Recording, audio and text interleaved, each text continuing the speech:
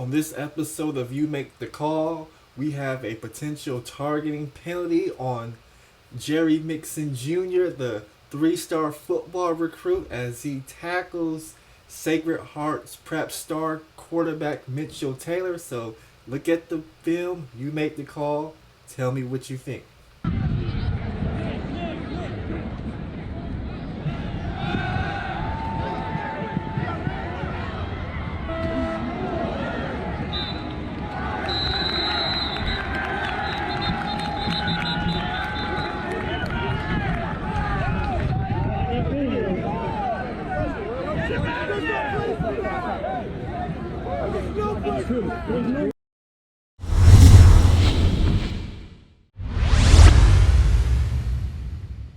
Welcome back to the Grandmaster Troll officiating show. Y'all know who it is. It is your boy, the Grandmaster Troll, here to give you guys the best officiating content YouTube has to offer. And today we got to talk about another play. We got to talk about Jerry Mixon Jr. again. He was all over the field, and why wouldn't he be on the field in this play? But in this particular play, there was a call for targeting illegal helmet contact. The calling official wanted to disqualify the player for targeting. We had a conference about it, and we determined that the play in question didn't result in an ejection, but it resulted in a penalty. And there's a lot of confusion in regards to targeting, as the targeting rule is different at different levels. Like I said in my past video, each level of football has different rules, so I'm going to try to walk you guys through it so you guys can better understand the rules when it comes to targeting. But with that said, let's look at the play in question and see what happens.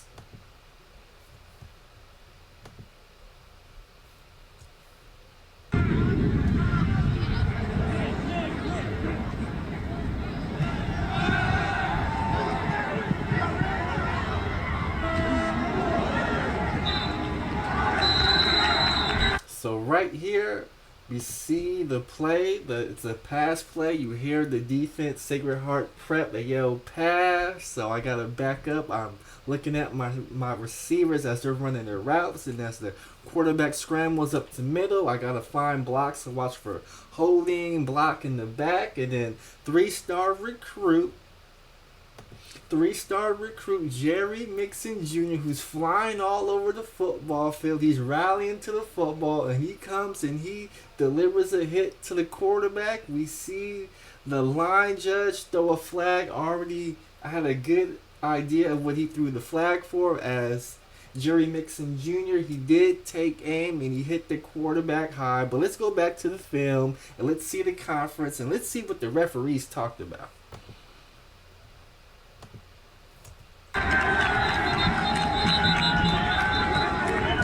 So again, as I'm running to the conference, one thing we always do is we're playing the play back in our minds to get a better understanding of what happened and the rules interpretation, how we're going to possibly enforce this play.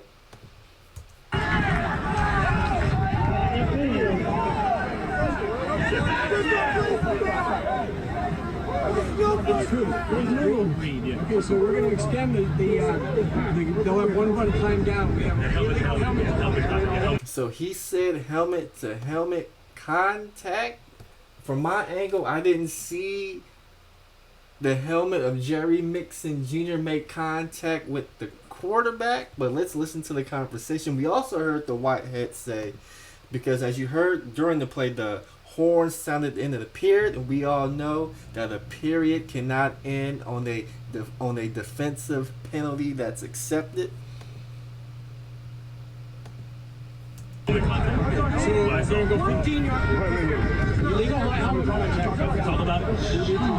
So now, unlike the college and the NFL, when there's a flag for targeting, the referees will get together and talk about what they have, and then when they make their call, it automatically goes to review at the college and the NFL rule to see if the player is going to get disqualified. Unfortunately, at the high school level, there isn't a replay that the officials could look at. There isn't the 8 different angles of 4K footage and super slow motion that you guys are so accustomed to watching at home. We only get to see the play once, and we got to make the call off what we saw one time in real speed. So at this point right here, the umpire decides to move everybody back because we're going to conference and discuss should number 6, Jerry Mixon Jr. be disqualified for the game for targeting. I thought it was held contact. What's the call? It doesn't matter. If you do a forearm, Well, I'm just saying it wasn't helmet. Okay, forearm to the head. I saw. So, as the non-calling officials who saw the play, we all agree that Jerry Mixon Jr. didn't lead with the crown of his helmet or his helmet and make helmet-to-helmet contact. Shoulder and that's it. I thought it was a shoulder. Shoulder. Hit the head. No, I didn't. I mean, it grazed it, but it wasn't a direct impact. Yeah, I don't. I thought it hit the head, but So another thing that comes with targeting and illegal helmet contact and what determines if a player is disqualified or not. College, it has to be a forcible blow, and for the high school, it has to be deemed flagrant. From what I saw, I didn't think the contact to the quarterback was flagrant, so I didn't think it deserved an ejection. So let's look at the rule book to see exactly what illegal helmet contact is and what targeting is. Section 20, Article 1 says illegal helmet contact is an act of initiating contact with the helmet against an opponent. There are several types of illegal helmet contact. Butt blocking is an act by any player who initiates contact against an opponent who is not a runner with the front of his helmet. B. Face tackling is an act by a defensive player who initiates contact against a runner with the front of his helmet. Spearing is an act by any player who initiates contact against an opponent at the shoulders or below with the crown, the top portion of his helmet. Then Article 2 says targeting is an act by any player who takes aim and initiates contact against an opponent above the shoulders with the helmet, forearm, hand, fist, elbows, or shoulders.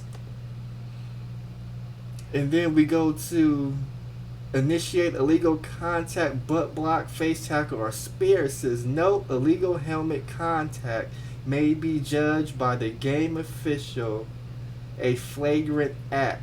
Acts that may be judged to be flagrant include but are not limited to illegal helmet contact against an opponent lying on the ground, illegal helmet contact against an opponent being held up by other players, and or then it says illegal helmet to helmet contact against a defenseless opponent. Although Jerry Mixon Jr., he did take aim and make contact to the helmet of a quarterback, that'll give you a 15-yard personal foul penalty for illegal helmet contact. you guys aren't 100% sure. I just threw a little safety. Unless you're 100% sure, we have other officials that say. Maybe a better angle.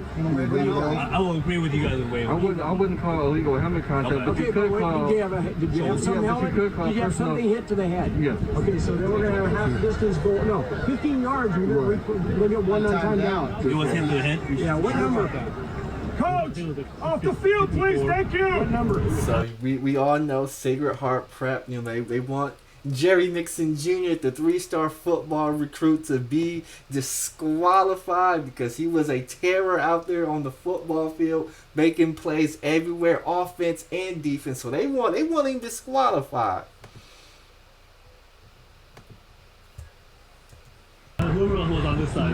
Number 6. Okay, so we're going to go get personal foul and then get one penalty. So we leave from the huddle, and we have decided we're going to have a personal foul for illegal helmet contact. But the player who committed the foul, Jerry Mixon Jr., number 6, he won't be disqualified because we didn't deem the contact as flagrant, and that's why Jerry Mixon Jr. was allowed to stay in the game. And unfortunately for Sacred Heart Prep, since Jerry Mixon Jr. was allowed to stay in the game, Jerry Mixon Jr.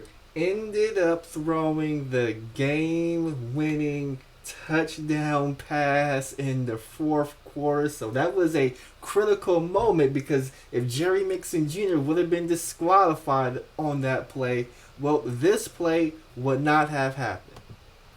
Can you slide him behind the white line?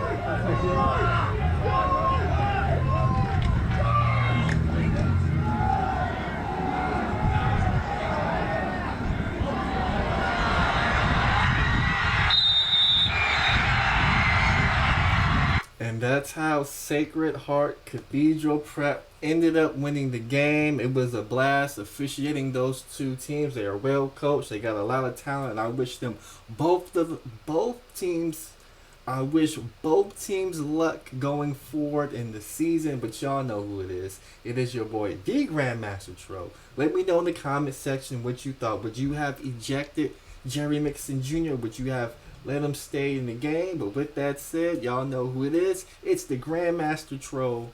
Peace.